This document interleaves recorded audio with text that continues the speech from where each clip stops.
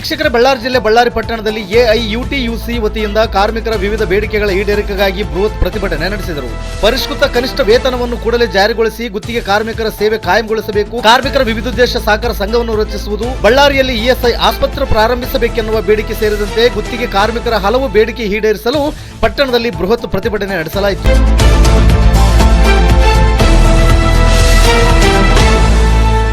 ಸರ್ಕಾರಿ ವಸತಿ ನಿಲಯಗಳಲ್ಲಿ, ಬಳ್ಳಾರಿ ವೈದ್ಯಕೀಯ ಮಹಾವಿದ್ಯಾಲಯದಲ್ಲಿ, ಕೆಪಿಟಿಸಿಎಲ್ ಹಾಗೂ ಜೆಸ್ಕಾಂಗಳಲ್ಲಿ ಹಲವು ವರ್ಷಗಳಿಂದ ಸೇವೆಯಲ್ಲಿರುವ ಹೊರಗುತ್ತಿಗೆ ಕಾರ್ಮಿಕರನ್ನು ಕಾಯಂಗೊಳಿಸಬೇಕು, ಕೂಡಲೇ ಕನಿಷ್ಠ ವೇತನ ಜಾರಿಗೊಳಿಸಬೇಕು ಹಾಗೂ ವಿವಿಧೋದ್ದೇಶ ಕಾರ್ಮಿಕರ ಸಹಕಾರ ಸಂಘ ರಚಿಸಲು ಕೂಡಲೇ ಕ್ರಮ ಕೈಗೊಳ್ಳಬೇಕು. ಬಳ್ಳಾರಿಯಲ್ಲಿ ಇಎಸ್ಐ ಆಸ್ಪತ್ರೆ ಪ್ರಾರಂಭಿಸಬೇಕು.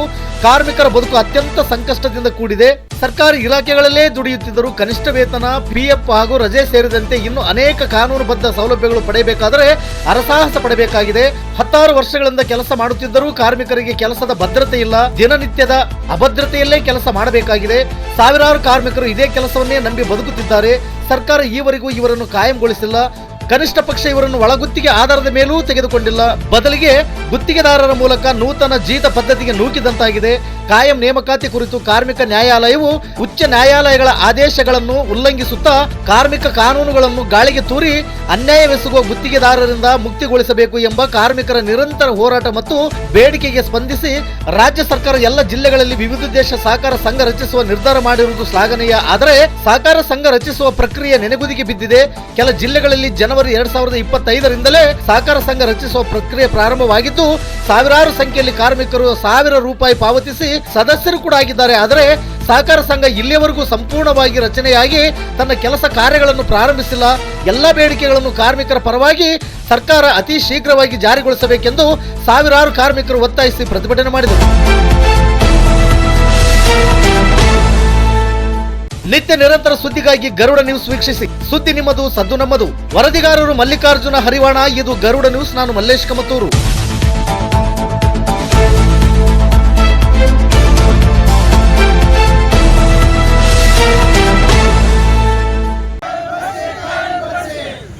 ಕಾರ್ಮಿಕರ ವಿವಿಧೋದ್ದೇಶ ಸಹಕಾರ ಸಂಘವನ್ನು ಸ್ಥಾಪಿಸಿ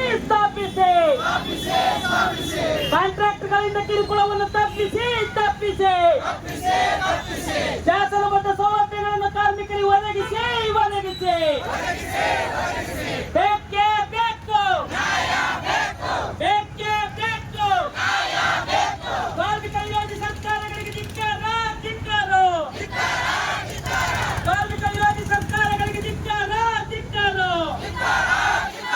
ಕಾರ್ಮಿಕರನ್ನು ಕಾಯಂಗೊಳಿಸಿ ಗುತ್ತಿಗೆ ಕಾರ್ಮಿಕರನ್ನು ಕಾಯಂಗೊಳಿಸಿ ಕಾರ್ಮಿಕ ವಿರೋಧಿ ಸರ್ಕಾರಗಳಿಗೆ ಧಿಕ್ಕಾರ. ಕಾರ್ಮಿಕ ವಿರೋಧಿ ಸರ್ಕಾರಗಳಿಗೆ ಧಿಕ್ಕಾರ. ಬೇಕೇ ಬೇಕು. ಬಳ್ಳಾರಿಯಲ್ಲಿ ಇಎಸ್ಐ ಆಸ್ಪತ್ರೆಯನ್ನು ಸ್ಥಾಪಿಸಿ ಬಳ್ಳಾರಿಯಲ್ಲಿ ಇಎಸ್ಐ ಆಸ್ಪತ್ರೆಯನ್ನು ಸ್ಥಾಪಿಸಿ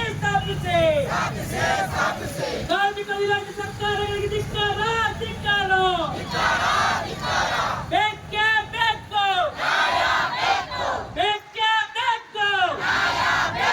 ಗುತ್ತಿಗೆ ಕಾರ್ಮಿಕರನ್ನು ಕಾಯಂಗೊಳಿಸಿ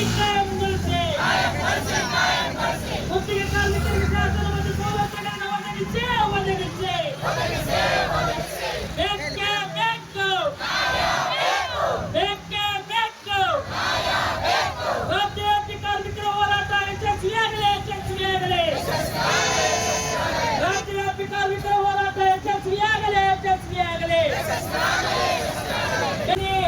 ಕೇಂದ್ರ ಕಾರ್ಮಿಕ ಸಂಘಟನೆಯ ರಾಜ್ಯ ಅಧ್ಯಕ್ಷರು, ಹಿರಿಯ ಕಾರ್ಮಿಕ ಮುಖಂಡರು ಆದಂತ ಕಾಮ್ರೇಡ್ ಕೆ ಸೋಮಶೇಖರ್ ಅವರು ನಮ್ಮ ಜೊತೆ ಇದ್ದಾರೆ. ಅವ್ರಿಗೂ ನಾನು ಸ್ವಾಗತ ಕೊಡ್ತೀನಿ. ಇವತ್ತು ದಿವಸ ಇಲ್ಲಿ ಸೇರಿದ್ದಾರೆ. ನಮ್ಮ ಗಿಮ್ಸ್ ಗುತ್ತಿಗೆ ಕಾರ್ಮಿಕರು ಇಲ್ಲಿ ಸೇರಿದ್ದಾರೆ. ಅದೇ ರೀತಿ ನಮ್ಮ ಕೆಪಿಟಿಸಿಎಲ್ ವಿದ್ಯುತ್ ವಿತರಣಾ ಗುತ್ತಿಗೆ ಕಾರ್ಮಿಕರು ಸೇರಿದ್ದಾರೆ. ಜೆಸ್ಕಾಂ ಗುತ್ತಿಗೆ ಕಾರ್ಮಿಕರು ಸೇರಿದ್ದಾರೆ. ಅದೇ ರೀತಿ ಸ್ಪಾಂಜರನ್ ಕಾರ್ಮಿಕರು ಈ ಒಂದು ಹೋರಾಟದಲ್ಲಿ ಭಾಗಿಯಾಗಿದ್ದಾರೆ. ಮತ್ತೊಂದೆಡೆ ನರ್ಸ್ ಗುತ್ತಿಗೆ ಕಾರ್ಮಿಕರು ಕೂಡ ಬಂದಿದ್ದಾರೆ. ಇವತ್ತು ದಿವಸ ಸುಶೀಕರ ಬಂದಿದ್ದಾರೆ. ಅದೇ ರೀತಿ ನಮ್ಮ ಎಲ್ಲ ಎಐಯುಟಿಯುಸಿಗೆ ಸಂಯೋಜನೆಗೊಂಡಿರ್ತಕ್ಕಂಥ ಎಲ್ಲ ಗುತ್ತಿಗೆ ಕಾರ್ಮಿಕರು ಇವತ್ತು ದಿವಸ ಈ ಒಂದು ಬೃಹತ್ತಾದಂಥ ಒಂದು ಪ್ರತಿಭಟನಾ ಧರಣಿಯಲ್ಲಿ DC ಆಫೀಸ್ ಹತ್ರ ಮಾಡ್ತಾ ಇದ್ವಿ. ಮುಖ್ಯವಾಗಿ ಇವತ್ತೇನು ಸರ್ಕಾರ ಗುತ್ತಿಗೆ ಹೆಸರಿನಲ್ಲಿ ಕಾರ್ಮಿಕರನ್ನ ಇವತ್ತು ಶೋಷಣೆ ಮಾಡ್ತಾ ಇದ್ದಾರೆ. ಸರಿಯಾದ ಕನಿಷ್ಠ ವೇತನ ಅವರಿಗೆ ಸಿಗ್ತಾ ಇಲ್ಲ, PF ESI ಸಿಗ್ತಾ ಇಲ್ಲ. ಆ ನಿಟ್ಟಿನಲ್ಲಿ ಎಲ್ಲ ಗುತ್ತಿಗೆ ಕಾರ್ಮಿಕರಿಗೆ ಕನಿಷ್ಠ ವೇತನ ಕೊಡಬೇಕು. PF ESI ಏನು ಕಾನೂನುಬದ್ಧ ಇವತ್ತು ಶಾಸನಬದ್ಧ ಇವತ್ತು ಸೌಲಭ್ಯಗಳಿದ್ದಾವೆ, ಅವು ಯಾವ ಕೂಡ ಇವತ್ತು ಗುತ್ತಿಗೆ ಕಾರ್ಮಿಕರಿಗೆ ಇವತ್ತು ಕೊಡ್ತಾ ಇಲ್ಲ. ಈ ಹಿನ್ನೆಲೆಯಲ್ಲಿ ನಾವೊಂದು AIUTUCಯ ನೇತೃತ್ವದಲ್ಲಿ ಇಡೀ ಕರ್ನಾಟಕದಾದ್ಯಂತ ಈ ಹೋರಾಟ ಹಮ್ಮಿಕೊಂಡಿದ್ದೀವಿ. ಈಗಾಗಲೇ ಸರ್ಕಾರ ಒಂದು ಕರಡು ಆದೇಶನ ಮಾಡಿದರೆ ಕನಿಷ್ಠ ವೇತನ ಗುತ್ತಿಗೆ ಕಾರ್ಮಿಕರಿಗೆ ಕನಿಷ್ಠ ವೇತನ ಕೊಡುವಂತೆ ಒಂದು ಕರಡು ಆದೇಶ ಮಾಡಿದರೆ ಜಾರಿ ಮಾಡಬೇಕು. ಎಲ್ಲ ಗುತ್ತಿಗೆ ಕಾರ್ಮಿಕರಿಗೆ ಕನಿಷ್ಠ 21,000 ಇವತ್ತು ಕೊಡಬೇಕಾಗಿದೆ. ಆ ಒಂದು ವೇತನ ಜಾರಿ ಮಾಡ್ಬೇಕಂತೇಳಿ ಇವತ್ತು ಆಗ್ರಹ ಪಡಿಸ್ತಾ ಇದ್ವಿ. ಅದ್ರ ಜೊತೆಗೆ ಗುತ್ತಿಗೆ ಕಾರ್ಮಿಕರಿಗೆ ಇವತ್ತು ಸಹ ಎಲ್ಲ ಕಾಂಟ್ರಾಕ್ಟ್ಗಳು ಇವತ್ತು ಸಹ ಶೋಷಣೆ ಮಾಡ್ತಾ ಇದ್ದಾರೆ. ಅಂತ ಒಂದು ಶೋಷಣೆ ರಹಿತ ಆದಂತ ಒಂದು ಸಹಕಾರ ಸಂಘ ಏನಿದೆ, ಸರ್ಕಾರನೇ ಇವತ್ತು ಸಹ ಆದೇಶ ಮಾಡಿದ್ದಾರೆ. ಏನು ಗುತ್ತಿಗೆ ಕಾರ್ಮಿಕರಿಗೆ ಶೋಷಣೆ ಮಾಡ್ತಕ್ಕಂಥ ಗುತ್ತಿಗೆದಾರರಿಂದ ತಪ್ಪಿಸ್ಬೇಕಂತೇಳಿ ಸಹಕಾರ ಸಂಘವನ್ನ ಸ್ಥಾಪನೆ ಮಾಡ್ತೀವಿ ಅಂತ ಹೇಳಿದ್ರು. ಈಗಾಗಲೇ ನಮ್ಮ ಬಳ್ಳಾರಿಯಲ್ಲಿ 3,500 ಗುತ್ತಿಗೆ ಕಾರ್ಮಿಕರು ಇವತ್ತು ನೋಂದಣಿ ಮಾಡಿಸಿದ್ದಾರೆ. 1,000 ರೂಪಾಯಿ ಕೊಟ್ಟು ನೋಂದಣಿ ಮಾಡಿಸಿದ್ದಾರೆ. ಕೂಡಲೇ ಸಹಕಾರ ಸಂಘ ಬಳ್ಳಾರಿಯಲ್ಲಿ ಸ್ಥಾಪನೆ ಮಾಡಬೇಕು. ಆಗ ಮಾತ್ರ ನಮ್ಮ ಗುತ್ತಿಗೆ ಕಾರ್ಮಿಕರಿಂದ ಇವತ್ತು ಶೋಷಣೆ ತಪ್ಪುತ್ತದೆ. PF ESI ರಜಾ ಆಗಿರ್ಬೋದು, ಇವತ್ತು ಸೇವಾ ಭದ್ರತೆ ಇವತ್ತು ಸಹ ಕಾರ್ಮಿಕರಿಗೆ ಇರ್ತದೆ. ಆ ನಿಟ್ಟಿನಲ್ಲಿ ಸರ್ಕಾರಕ್ಕೆ ನಾವು ಈ ಸಂದರ್ಭದಲ್ಲಿ ಆಗ್ರಹ ಪಡಿಸ್ತಾ ಇದ್ವಿ. ಕೂಡಲೇ ಇವತ್ತು ಸಹ ಯಾವುದೇ ಒತ್ತಡಕ್ಕೆ ಮಣಿಬಾರದು ಸರ್ಕಾರ. ಕಾಂಟ್ರಾಕ್ಟ್ ಒತ್ತಡಕ್ಕಾಗಿರ್ಬೋದು, ಕಾರ್ಮಿಕರ ಸಂಘಗಳು ಇವತ್ತು ಸಹ ಬೇರೆ ಬೇರೆ ಒತ್ತಾಯ ಮಾಡ್ತಾ ಇದ್ದಾವೆ. ಆದ್ರೆ ಇವತ್ತು ಸಹ ತ್ರಿಪಾಠಿ ಮೀಟಿಂಗ್ ಆಯ್ತು, ಇವತ್ತು ಸಹ ತ್ರಿಪಕ್ಷೀಯ ಮೀಟಿಂಗ್ ಆಯ್ತು ಬೆಂಗಳೂರಲ್ಲಿ. ಆದ್ರೆ ಹೈಕೋರ್ಟ್ ಆದೇಶ ಇದೆ, ಏನು ಇವತ್ತು ಸಹ ಗುತ್ತಿಗೆ ಕಾರ್ಮಿಕ ಕನಿಷ್ಠ ವೇತನ ಕೊಡಬೇಕು, ಎಲ್ಲರಿಗೂ ಕೂಡ ಕಾಯಂ ಮಾಡಬೇಕು ಗುತ್ತಿಗೆ ಕಾರ್ಮಿಕರನ್ನ ಅಂತೇಳಿ ಸರ್ಕಾರ ಆದೇಶ ಮಾಡಬೇಕಾಗಿದೆ. ಇವತ್ತು ಸಹ ಇಲ್ಲದೆ ಹೋದ್ರೆ ಗುತ್ತಿಗೆ ಕಾರ್ಮಿಕರ ಶೋಷಣೆಯಲ್ಲಿ ಇವತ್ತು ಸಹ ಬದುಕತಕ್ಕಂಥ ವ್ಯವಸ್ಥೆ ಇವತ್ತಾಗಿದೆ. ಇನ್ನೊಂದು ಡಿಮ್ಯಾಂಡ್ ಅಂದ್ರೆ ನಮ್ಮ ಬಳ್ಳಾರಿಯಲ್ಲಿ ಸಾವಿರಾರು ಕಾರ್ಮಿಕರಿದ್ದಾರೆ. ಇಲ್ಲಿ JSW ಇದೆ, ಬೇರೆ ಸ್ಪಾಂಜರ್ ಕಾರ್ಮಿಕರು ಇದ್ದಾರೆ.